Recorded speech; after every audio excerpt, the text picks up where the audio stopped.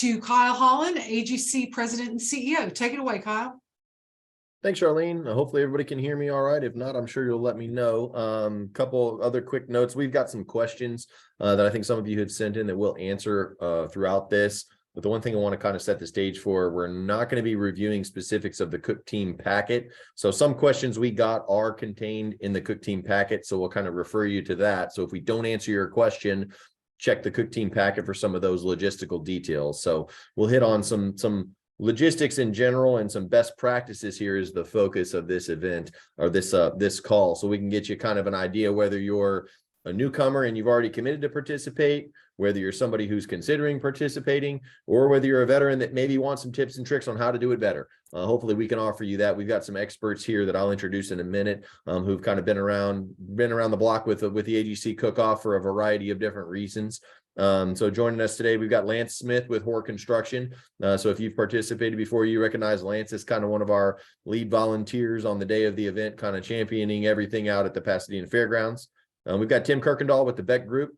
Tim's one of our pro cookers. Tim, gosh, you guys have probably won the cooking competition a couple times at least. So Tim's kind of an expert when it comes to the cooking side and the judges and can handle some best practices there. And then Ezra Wilson with Tellefson joining us. Ezra's a long-time cooker. I think, Ezra, you're probably at the tail end of your cooking career, but offered to help us out and kind of guide everybody else. So you've been running point for Tellefson for many years. So we appreciate you joining and appreciate all three of you guys offering your expertise here to hopefully get people more engaged and involved and answer any questions about, again, best practices, how to throw a party, how to cook, maybe how to win. Tim's probably got some secrets there that he may or may not want to share. And then how to participate on Friday versus Saturday, when to come in, when to go out, and all the like. So kind of starting off, everybody kind of knows March 31st and April 1st are the 2 days for our cook-off. So March 31st, that Friday, it's kind of we're going to call it I'll call it the client entertainment, sort of the quasi party, the adult evening, right? No kids on that evening. That's where kind of a lot of that client entertainment and the fun happens. And then the cooking competition itself will take place on April 1st. That's Saturday. So Saturday oftentimes gets used as kind of a family day where we'll have our kids zone set up and people kind of bring it out. It's a little more low key during the day on Saturday, centered more around that cooking competition, if that's what you're in it for. So we'll hit on that later, but I guess let me start off by saying, okay, what's Friday night look like? We've got a unique opportunity in addition to being a cook team, is if somebody wants to be a tailgate team where they don't necessarily care about the competition, but they want to come throw an awesome party and invite their clients out and entertain some folks on Friday. That tailgate team can be a kind of a good mix where you don't need to worry about Saturday, but you can come through a good time on Friday. So Lance, let me kind of start off with you, from your perspective, having seen this, at Pasadena for the last couple of years. You want to give us a little bit of insight into how you guys at Hoare handled that on Friday night, and then we'll probably kick it over to Ezra to get Tellefson's take on what you guys do, recommend people do, don't recommend people do, and kind of how that unfolds for you guys. Yeah, just as far as the party goes, it does, you're inviting your clients and people that you work with and work for. So it does get costly. One thing we do is reach out to our trade partners that do work for us and offer donations, if you will, donations in kind. And with that, we give them tickets to invite their team members out to our party. That helps, share the cost, because it does, by the time you rent all the tables and chairs and the entertainment for the night, whether it's bands or DJs or whatnot, liquor and everything, that cost does get up there. So we spread that joy, if you will, across our trade partners, and they help with that cost. But the Friday night is the party night. It is the entertainment night. It's there for you to be able to entertain. And we do serve food that night as well. So that's the way we handle, the cost part of it, sharing that cost there. I don't know if I answered your question or not.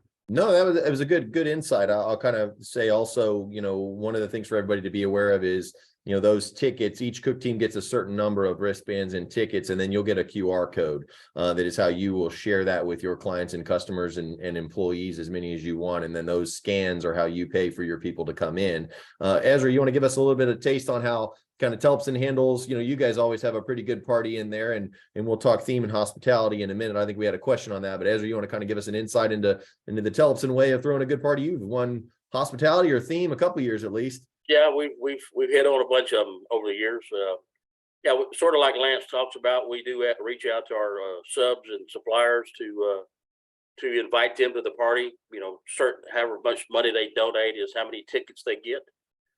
We sometimes, if we get more donations than what we need, well, then we sometimes have raffle prizes to help kind of draw and appreciate what they have. We've also used the raffle prizes for raising money for the like Camp Hope this year. We tried a lot of different things, different approaches to that. We certainly we try to, I think AGC would love everybody to have a public party. Certainly some people have private parties and have police at the door or the gate or whatever. We've kind of always left it wide open. And then lately in the last 4 or 5 years, the first hour of our, when it's open on Friday night, we call that the private party. And that way all the people that come, because we typically always have crawfish, and that's a big draw for the public as well as our client base. It's a mess, but it's part of what brings people out. And so we've always done that. And then we, at 1 hour after the thing starts, so we let it open wide open for the public, and hardly ever have any food left. I mean, it's a, in your menu, it depends on what you want, how much you want to cook. Do you want to do, barbecue on Friday night, or do you want to do hot dogs, hamburgers, chili, whatever? Pork sliders. We tried it all, and like I say, generally all the food is gone by Friday night. Maybe a few crawfish get to crawl away, but that's about it. It's always been a fun time to intermix outside of work. I encourage the new people that are getting involved to try to promote that. Because it's just a good time overall, and people remember it from year to year. I'm out. Great points, Ezra. I appreciate you bringing up something that, I had wanted to mention. You mentioned open to the public, and when Ezra says public, he means the cook-off community, right? So that we do not sell tickets to the public to come to cook-off. So you have to be a cook team or a sponsor or a tailgate team in order to have people invited to this. So if you get people asking, where can I buy tickets? The only way to buy tickets is to know somebody who's cooking, know somebody who's tailgating, and be invited to their party. So our cook teams and tailgate teams collectively control the crowds here. Obviously we want those to be large crowds because that's a better event. That helps everybody get exposure. Telpson getting exposure to all the people that are there. Hoare, Beck, everybody's getting exposure to all the different types of people that are there. And so that's one thing to keep in mind there is it's only tailgate teams, sponsors, and cook teams that have access to invite people. But really, Ezra and Lance kind of hit on a good thing. You can take advantage of as much or a little of this as you want, whether you want to throw a big party, obviously that makes it more fun for everybody, and you can certainly entertain more people that way, but certainly don't have to. If you want to kind of limit it to a little bit smaller group and have kind of a more intimate setting where you're not throwing a crazy party, that's okay too. Tim, I know you guys at Beck focus a little bit more on your cooking and don't throw as big of a party, and that's okay too. You want to talk a little bit about kind of your focus going in from a different perspective? Sorry, my mouse moved. Yeah, we don't, for the Houston AGC, we don't, our focus is not as big on the client and guests, but we do have, we have a small office there. So we might have 20 people, 30 people show up, do the same thing. For us, it's an opportunity for employee appreciation. And that's what we do. On our bigger ones, we've learned over the years, we give 2 types of wristbands out. The admission process is the admission process, but for employees, they get a one wristband, a little Tyvek, called the COVID, what we did for COVID. And then if they're a client or a guest, they get a different color. And that's mostly so our people can recognize the difference between employees and guests or clients. And because this is a business event. And that's what we try to remind people is it's a business event. We're trying to show appreciation for employees, but we're also using it as an opportunity to socialize and socially connect with clients or potential clients. And it's also, we do the same thing. Like I'll be over in the Walker tent or the Walker camp with John Rosa. I'll be over at the Cadence McShane area. I'll be over at the TD area. And so there's a lot of interaction that's going on. We'll be over at the, you know, we'll walk by everybody's area, you know, and if I don't know you, we'll stop by and say hi. And we expect people to do the same thing. Friday night, we won't enter the crawfish, but we'll do shrimp boil, same thing. And it's on the table. Anybody comes and gets it. We'll cook chicken. You know, my experience is, depending on what you're cooking for large crowds, if anybody in your crew is used to catering, it's a simple catering process. Any of us can give you a list. I mean, we've all got lists, checklists of paper supplies, chafing dishes, what you need this, what you need that. But like Lance said, we also offset, even this one we'll offset with sponsorship and partners.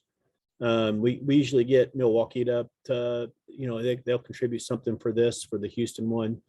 Some of the other ones we do, we're partnering with Walker and John Rosa on another cook. So there's a lot of ways to offset the direct costs.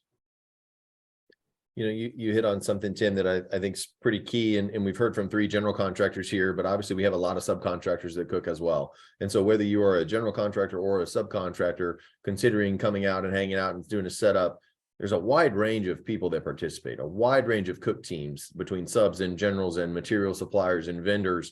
And it's a really good point to know that your participation and your people's participation gives them the opportunity to network with other companies and other cook teams. So whether it's, you know, a GC going to visit the other sub tents to network with those subs, or the subs getting the opportunity to network with their clients through other cook teams, it's kind of everybody brings all the people to one place, and you can all work, kind of see a lot of different types of people as you participate in the evening. So that's a really, really good point there.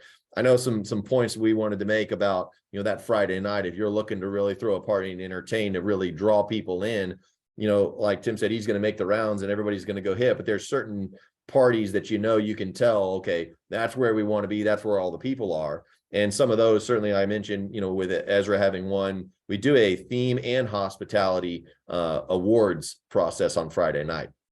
And so whoever has the best theme, whether it's a circus theme or a Mardi Gras theme or an island Tiki Land theme, you know, those judges judge on the theme and the hospitality, how well you're treating the guests, how well you're treating the people. And so don't lose sight of that. There's some hardware to be won there. If you're not necessarily into the meat cooking on Saturday, you can still come out Friday and win some other hardware for throwing the best party. So keep that in mind. And some of the things that apply to that are, you know, if you've got a band or a DJ to really kind of get the mood going, that's a lot of times who has the best parties is, you know, when you've got the music going pretty good and you've got somebody kind of controlling that. Rules around that, obviously, in the cook team packet, so it doesn't get out of hand, but keep that in mind. That's a really good way to entertain people. In addition to your food and beverage is your entertainment aspect and what that looks like as well. All right, let's shift a little bit. You know, we talked about Friday night and what that looks like. Obviously there's a big setup required for that. So we'll kind of talk logistics real briefly, and then we'll get back to some of the more entertaining stuff. But, you know, operations, procedures, and logistics, setup of the event happens the week before. So that Wednesday, Thursday is setting up tents, setting up spaces, which we will publish the cook team layout. I think that was a question we had. Once the teams close and we know exactly how many cook teams we have, that closes on March 1st. Then shortly thereafter, we'll look at last year's layout and try to get everybody as close as possible to where they were last year, incorporating any new people. So that'll come out. I've got it up to date as of today, if you want me to share that with everybody. There you go. Go ahead. Go ahead. I was getting ready to kick it over to you anyway, so take it away.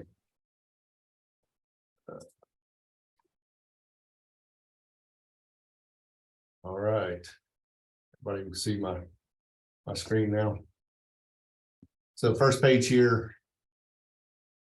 Can y'all hear me? Sorry. Yep. Okay. So this is the Pasadena Fairgrounds. This is the main convention center.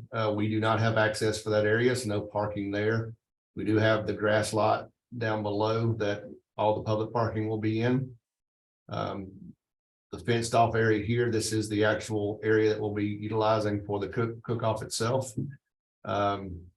if you are a cook team, we've got RV hookups back here with power and sewer that you can actually bring an RV and set it up here if you're gonna stay overnight. And then all the parking will be here for us to go in a private gate on the side here, straight into your cooking area.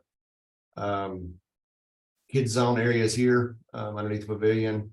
AGC offices in the middle here, judging tents would be in the corner, or not the tent, but the judging areas underneath the big metal building here in this corner. Zooming in a little bit to the actual cook team areas. It's kind of broken up with this main road in the middle here. Go back to this one. I got the main road in the middle here. And then you've got two kind of areas where we've got all the teams set up. Plenty of power out there for everybody. There's water out there for everybody. If you're renting tents, one thing to know is Pasadena doesn't allow us to stake down the tents. So they have to bring water barricades for your tents as far as the weights go. But there is water out there for them to be able to fill those barrels up for you. Just getting in, zooming in a little closer. I've got this updated with the teams that are signed up now. These are our 2 tailgate teams so far. And then everybody else, I think I moved, Chamberlain's the only one I moved. I just put them back here so that we're not all cramped together. Moved them out a little bit. But everybody else is pretty much in the same place they were last year.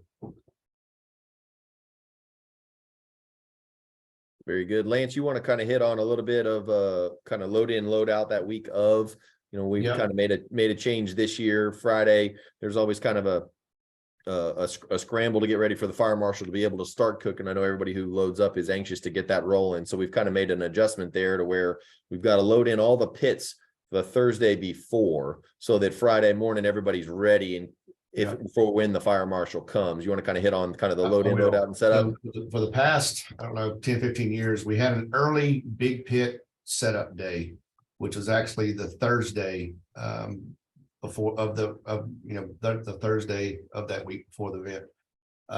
We're going to push that back to get there Thursday morning with your big pits so that you have room to maneuver those pits in and around before all the people show up with their vehicles. And we're actually going to require everybody that's cooking starting Friday to be set up and done with their setup for the safety inspection Thursday at 5 to 6 p.m. that evening. The problem we've had is the fire marshal gives us a window to show up 8 to noon. We don't know when that's going to be. And last year we thought it'd be closer to 10 or 11. They were there at 8 o'clock and we were not ready. So in order to be ready this year, we're going to have all the teams that if you're cooking, you're setting up Thursday, you're done for Friday morning at 8 o'clock when the fire marshal gets there.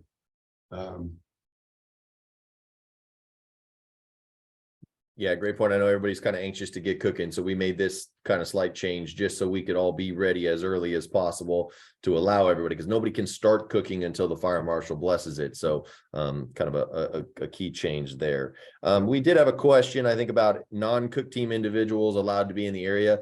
Non-cook team individuals will be subject to the opening gates at, I think it's 5 o'clock, whatever it's in the packet on that Friday evening, and then whatever time on Saturday morning. If people are coming to help set up, they do need wristbands to come in early before then. So if they've got wristbands, they can get in to help set up. If they don't have wristbands and they're not part of the cook team, then they're going to be subject to just having that QR code coming in when the gates open. So note for that. But logistically, a lot of the logistical information is all in that cook team packet.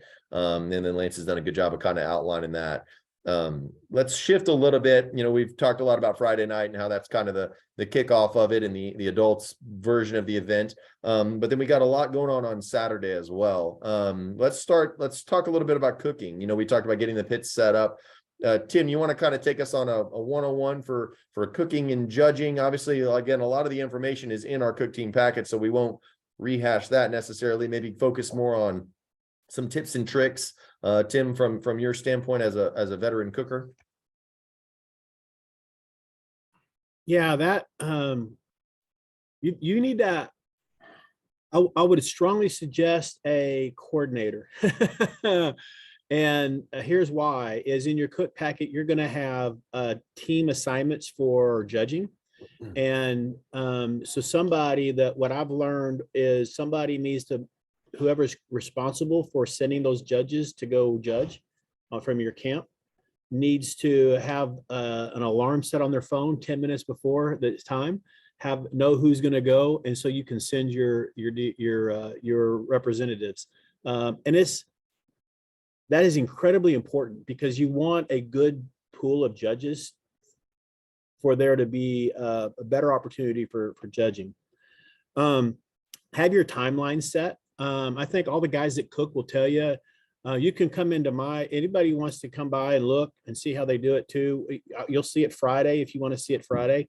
We'll have our timelines posted on the board. It's an Excel spreadsheet we just make, and it tells us when to light our barrel, when to season our brisket, when to do all of those elements, when to season chicken, when to season ribs, when do you light the barrel or the pit, when does it go on, how long is it on, what time do we wrap it? So it's anybody who cooks generally is an orchestrated event with a pretty good timeline.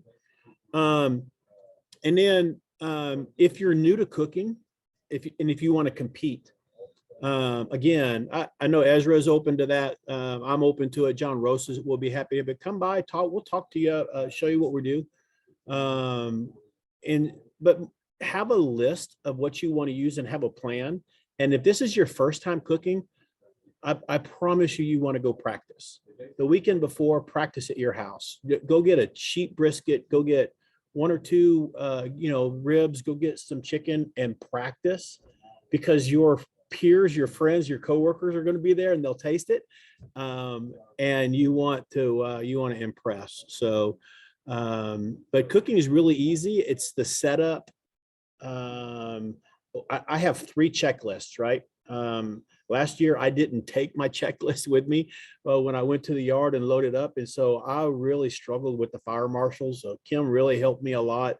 I had brought with me a fire marshal from Grapevine, Texas, is one of our co-cooks. And even he couldn't really get any relief from these guys. So I ran over to Chamberlain. They gave me some stuff. I came back, I put it back. So create a checklist, go through the team packet that you have and create a checklist, and somebody needs to be responsible for checking all that stuff off. So I have a list for the store. I have a list that I need, the checklist that when I go to the yard and I load everything up from our storage yard, for fence panels, for fire extinguisher stands, tables, chairs. We have folding lunch tables, picnic tables, your much charcoal you're going to need. All of that you need to kind of have a plan for. If you're going to serve food, especially if you're going to serve food to clients and stuff, you need to go invest. And Sam's has probably got the best cost for some chafing dishes. They're prepackaged. They got the metal pan, you got the liners, you got the sterno cans underneath them. You need to have if you're going to serve to the public, you need to have somebody who has a food service certificate from Texas Department of Health. You can do that online. It's $10. If you're going to serve beer or alcohol to your guests and you're not charging, which you wouldn't charge this, somebody needs to have a TABC server certification in that tent. It's $10, $15 online. Make sure you have all of those elements in place. And then really you need to have somebody who just kind of helps wrangle volunteers. It doesn't matter if you're a small setup like us. I'm going to have some volunteers there to help with trash, help with setup, and then help with tear down. And those are very important. But from the cook's perspective, you need to make sure that you're using safe food handling techniques. And then from there, it's have fun. Cooking is fun. Cooking is an enjoyment. Just know that, like, I will take some of my brisket over to John Rosa. I'll take some over to Ezra. They'll say, hey, taste this. We'll taste that, back and forth. I mean, there's some secrets, but there's no secrets, if that makes sense. I'll show you everything we do. At the end of the day, you still have to cook it. But don't get me wrong.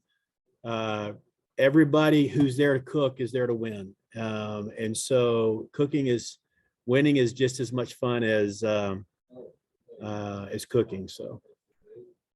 Yeah, let me step in, and just like Tim said, I think trying to have a plan, with these turn-in times, if your brisket's not ready and it's not ready and you still got to turn it in, well, you definitely won't get a call to be the first top 10. So that practice part that he was talking about you really need to try to do that to time out and understand, when you're cooking in the backyard, tell everybody it's going to be ready at 2, but it's ready at 3. Well, hell, he just had a few more beers, but when you're turning in for competition, being ready to turn it in and having it ready on all the meat categories is, important.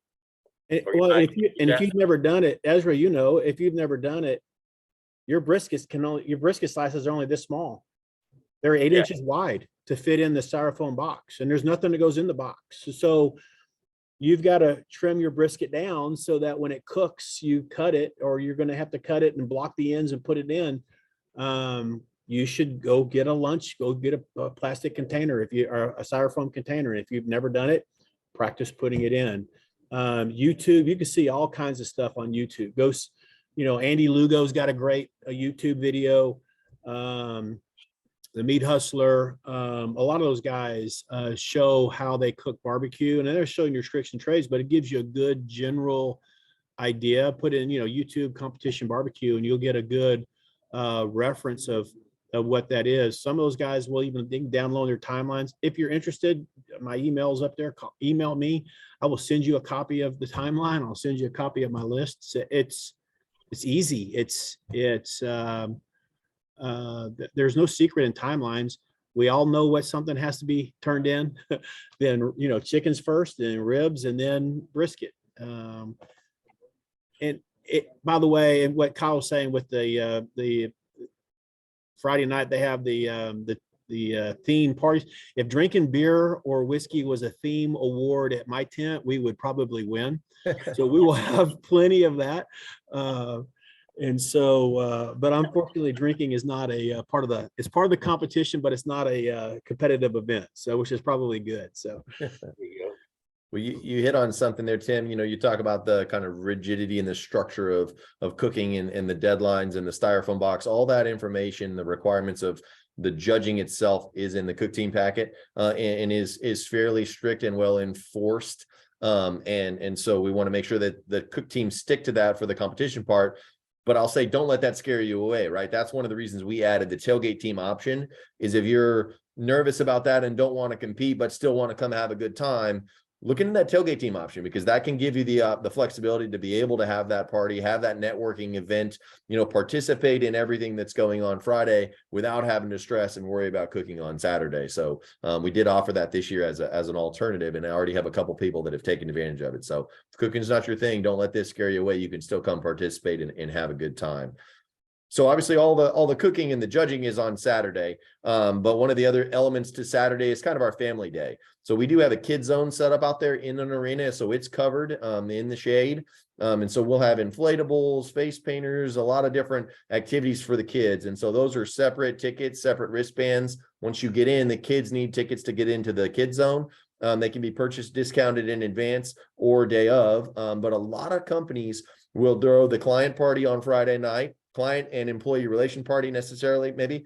And then Saturday becomes kind of a family picnic. It becomes some of that employee appreciation where you can bring the family out and have a good time, and your kids can hang out in the kid zone. And it's a good fenced in area for the kid zone where they can get in and run around. And I know I've enjoyed bringing my kids the last couple of years. So it's a good time to kind of bring the families of your workers, of your employees, you name it, to come participate on that Saturday. So let the pros be cooking, and the kids and families can be having fun in the kids' day. It's a great time. There'd be some music. Everybody's throwing a different kind of party, maybe on Saturday, a little more low key. But that family day can be something that a lot of people overlook. We get caught up in the party on Friday night and the cooking on Saturday, but Saturday can be a really neat neat family day for people if it's done right. I think Dynamic Glass was really good with that last year. They brought all their workers out and had all their families, and they filled up that kid zone. So that's a great time for anybody who wants to take advantage of that on Saturday.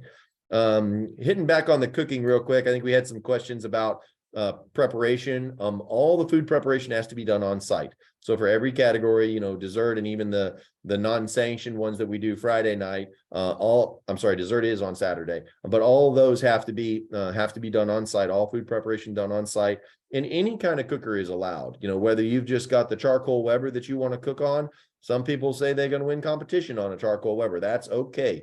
You know, or if you've got the trailer rig, whatever you want to cook on, you're able to cook on, so long as you're abiding by fire marshal regulations that we've outlined in the cook team packet and those checklists. Well, you can't cook on a propane with IBCA rules, which is the Yeah. sanctioning body. There you go. You can't use propane. You can't use a Okay. propane grill, Those clarification. rules are in the and you cook can't packet. use an electric smoker.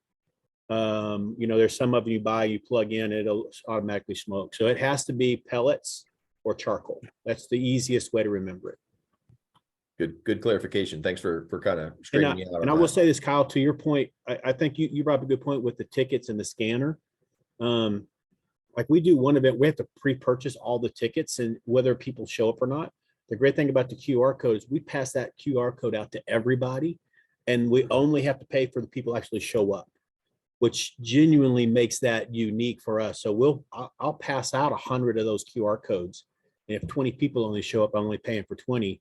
Versus if I do the one for another city that we're going to do, I've got to go pre-purchase those tickets, hand it to them. And if 20 show up, I've still paid for 100 tickets. Great point. Yeah, it's really easy for us to track. Okay, Beck's got a QR code, Tellefson's got a QR code, Hora's got a QR code. 50 Beck's QR codes were signed, 25 Tellefson's were scanned at the gate. So that's how we track that. So really good point. You only pay for the ones that people scan. So Back on the barbecue pits, Yep. actual firewood is allowed as well, or charcoal and pellets, but you can actually use just wood. Yeah, sorry, Ezra. Okay. I didn't mean to cut you out there. No problem, sir. good, all good points. Thank you all for kind of correcting me. We've kind of hit on a lot of different elements of this, and we hope to kind of give you a 101 on cook off and some of these best practices. Obviously, like I said before, it is what you make of it. It can be as grand a production or a smaller production, depending on what you want to focus on. Obviously, we encourage everybody to take advantage of as much of it as possible, because we really feel like it can benefit a lot of different companies in a lot of different ways, from the Friday night party for your client entertainment and your employees to your Saturday family days, and to win some hardware, whether it's theme and hospitality. Some of these cook teams, go all out on this theme and hospitality, and it is a really, really fun time. And it's just a great networking opportunity for anybody who's out there, to bring in your clients to meet with your people, and then to have your folks go connect with others. So it's a really good time.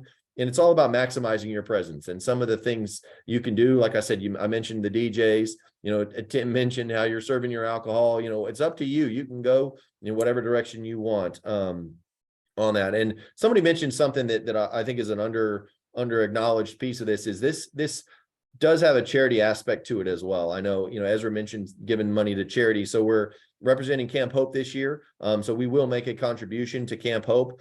And so we do have a little bit of a contest among the cook teams to see who can raise the most money for that charity. And then that goes about different ways. Some people pass around a bucket Friday and Saturday to have people make contributions. Some people take those subcontractor sponsorships and donate all their sponsorships to the charity. I think we had that last year. But the team that raises the most money for charity at the end of the event gets a free cook space for next year. So there's a little bit of an enticement there. So keep that in mind. And that is a big deal. We gave $10,000 last year to the Covenant House, an organization in Texas. So, Camp Hope's going to be the beneficiary this year. So, raising money is a good cause as well. That's a reason to continue to send a lot of people to this event and bring your friends and family and clients out. So, I kind of went rambling. One note that somebody wanted me to point out, Charlene wanted me to point, the IBCA rules are on our website as well. So Tim mentioned some of the clarifications around what I had said, but if you have questions on those rules and regs,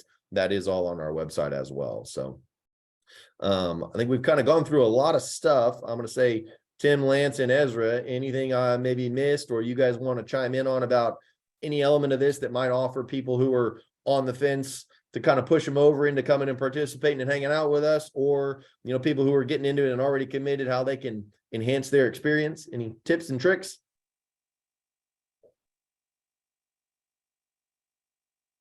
Just be flexible and keep a smile on your face, because things get tense sometimes with waiting on the fire marshal, waiting on this or waiting on that, and some things don't go as planned. But the whole idea is go out there and have fun. Just get it done, as they say. Just have a good time and enjoy the time with your friends, your coworkers, and new friends. So it's a great event. I look forward to doing it every year. This year, I'm going to be up in Montgomery County cooking up there on the same weekend, but we will have a Tellefson team down there. Try to, catch up with the Beck group. They'll probably be walking. Everybody get to watch them. Oh, y'all put the jinx on me there, Ezra. You just, yeah. I don't need that. I don't need that bad juju. As Yeah, this, but He did that on purpose. Did that on purpose. Great competition. So, and great Friday night party. So, but just, go out there with a smile on your face and get her done. That, and don't be afraid to ask for help for something. If you don't know, go to a tent. Find me, find the Tellefson guys, find the Walker guys. We'll help you. I mean, there's nothing that we can't do. If you need something, usually one of us will have something. It's probably one of my most enjoyable experiences is going to barbecue, and you meet new people, and you're going to get out of this. I tell everybody who comes, you're going to get out of this what you put in it. And I always bring a new cooker with me from Beck. There's always seems to be somebody who wants to learn how to do this and get in. And so I tell them, you're going to get out of it the effort you put into it. And so if you want to go around and say hi to people, then you're going to meet a lot of new people and network people. If you want to sit at that table the whole time you're there and not talk to anybody, nobody's going to talk to you. Because so just don't be afraid to interact with people. And if you have a problem, one of the AGC people are always there to help you. These guys put on a phenomenal event. I think that they just do a great job, and they want you to have a good time, and they're there for you guys. They're there for us, and so they're happy to help in any way. So I think you guys will have a good time. If you don't know what you're doing, if this is your first time doing it, be okay with going low key. I'm going to show up with 2 pop-up tents. And then the guy across from me will have a big 40 by 40 tent put up. And we'll have just as much fun. So don't be intimidated by any company or what they're doing. I can't remember who it is. I think was it Whitecap that does their annual employee? They do their company party there. I can't remember who it was. There's somebody does their company party there every year. So it's a popping tent for a Friday night, so. And kind of piggyback on that, if you're nervous about putting the whole production together, there's other opportunities to get involved and experience a lot of this stuff without necessarily being the ones throwing the party. We've got plenty of sponsorship opportunities available that are, listed on our website, and some that might not be, that you can check with Charlene and see what you're looking to accomplish. And we might be able to work with you, because we're always welcoming sponsors of any kind, to get a certain number of wristbands. A sponsor won't necessarily get a QR code to be able to invite their people. That's reserved for the cook teams and the tailgate teams. But if you've got a group of people that you want to come experience this, sponsorship opportunities are a great way to get in and network and get, a smaller setup to be able to get exposed to a lot of people. I mean, I think in past cook-off years and some of the good years, we've had 5,000-6,000 people come to this cook-off. So it's quite an event that can get exposure to a lot of people, for some of those sponsors. If they maybe don't want to go through the whole ordeal of cooking, you can still get exposure and get networked with a lot of people at this event. I've got a question, if that's okay. Absolutely. Not about cooking. I've got that under control. As far as Saturday, what is the latest time that our guests can show up? Because I'm not used to things shutting down in the middle of a Saturday. Usually Saturday's always included. That kind of threw me off last year. So what is because we'll stay late Saturday. So what is the latest that our guests can come in Saturday? As far as an entry perspective, I'm trying to think back to the schedule. It's, the schedule of judging is in the cook team packet, but it's, if our last competition turns in at, I think it's 3 or 3:30 maybe. So then we'll wrap with the awards around 4:30 whenever they get tabulated. And so usually by 5 o'clock is when we kind of shut it down. So, I'm going to say till 5 o'clock, but obviously if they show up at 5 o'clock, we're going to be cleaning out. So kind of that early afternoon. I don't know, Tim or Lance, if you guys have any comment on that, maybe Lance. We stayed, I think Lance did too, but we stayed last year. We stayed Saturday night. And we had a pretty good group at our tent or our little area Saturday night, because we didn't load up and leave till Sunday morning.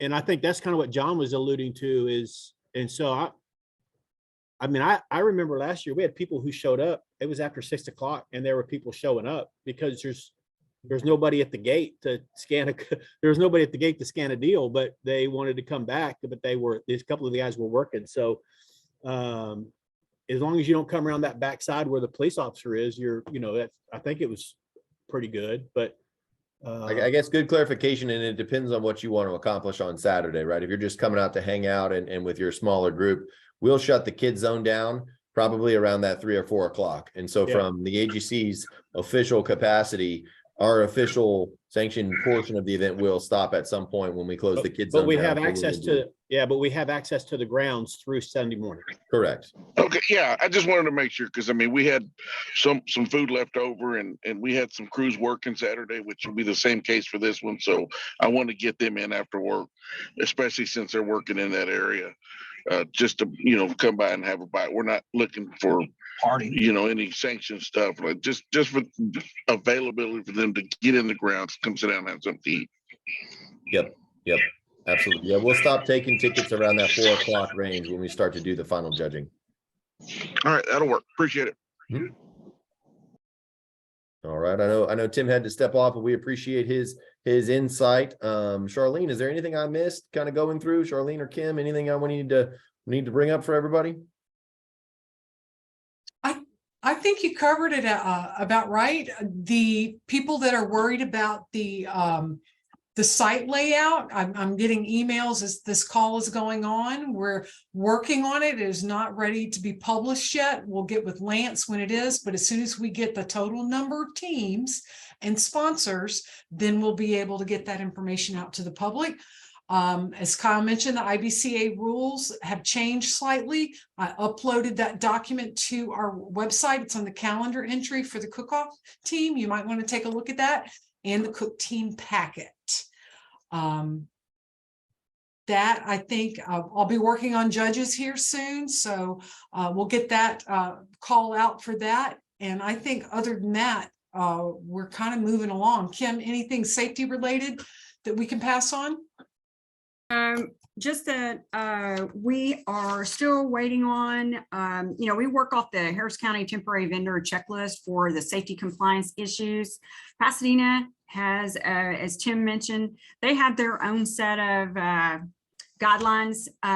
They were supposed to provide those to me last week, and they are still trying to put them in an organized document and get them over to me. But as soon as I have a small list of them, but as soon as we get the finalized list for them, we will get that out to everybody, because we need everybody involved to be ready for that Pasadena Fire Marshal inspection.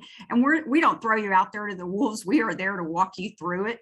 We are there on site with a team of safety pros who come out and will help you get compliant. If anything doesn't look right, we will be out there to help you and make sure we get it ready for them and get you checked off. All great stuff. One thing somebody wanted me to mention is a good point. If you're kind of on the fence about participating, don't be afraid to engage somebody else and kind of do a partner load. I know, Tellefson has their own team, Hoare has their own team, Beck has their own team, but if you want to do a joint deal, I think in the past, we've had several companies that they've kind of partnered together, whether it's a vendor and a supplier or a vendor and a sub, to kind of share the load of that. It can be a lot to throw a good party with one company and one set of resources, but if you can kind of double up, all the more reason to. So don't forget that as an option. Hey, Kyle. Yep. Quick question for you. We were looking at the option for Friday of having some crawfish and stuff brought in and figuring out what that looks like logistically. If we were to bring in a vendor for that, do they need to be set up and then stay put? Like, is there a time they can come in and help with that and then leave? I don't know, just with moving trucks and moving cars, like what does that look like for a vendor to come in on Friday?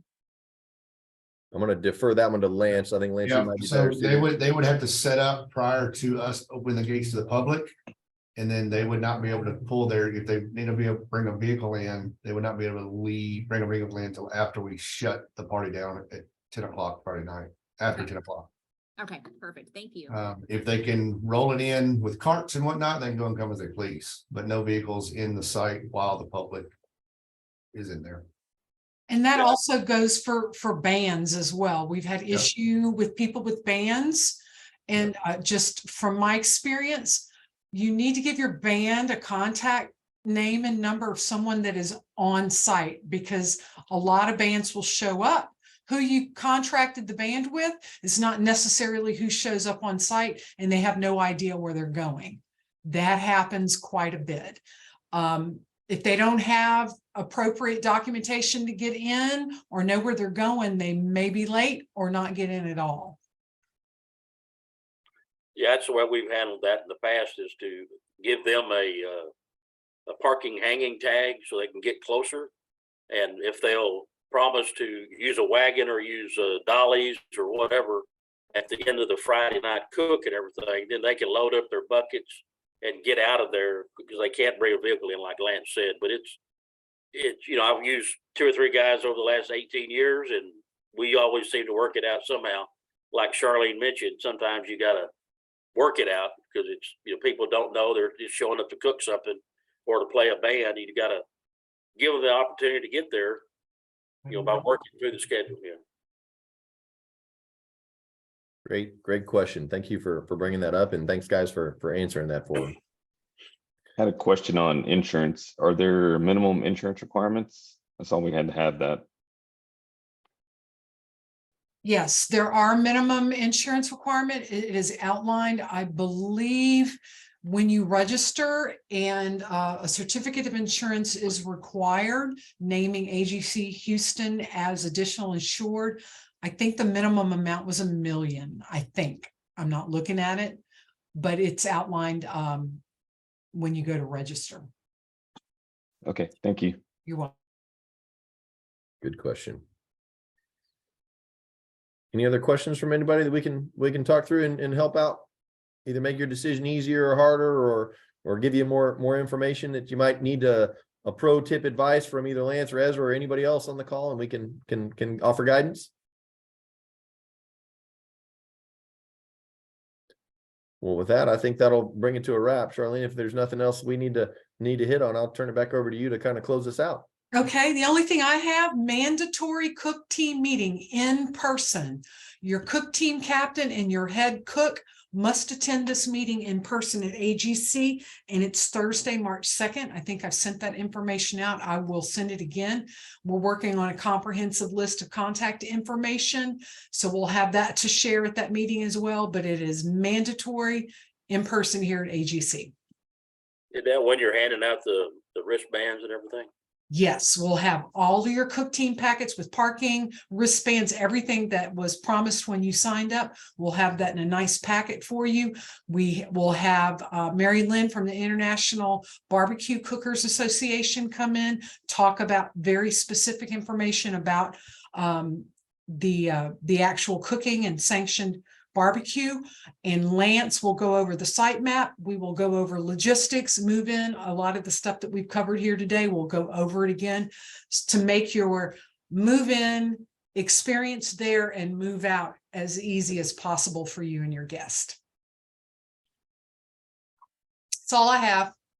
Well, cool deal. Well, Lance and Ezra, thank you for being the experts and obviously along with Tim. So hope everybody got something out of this. Like I said, we'll take this recording and you can, Charlene will post this to our website or some of our channels and we'll share it. And so feel free to share this video of our, almost hour long, kept it under an hour. So it's not too bad with anybody that you might need to show at your organization to answer any questions or any other organizations that you think might want to get in on the action and participate, but just have some questions on how things are run. So we appreciate everyone's time and hopefully we'll see you, at the end of March. Good luck to everybody. Thanks, everybody. Thank you. Thank y'all.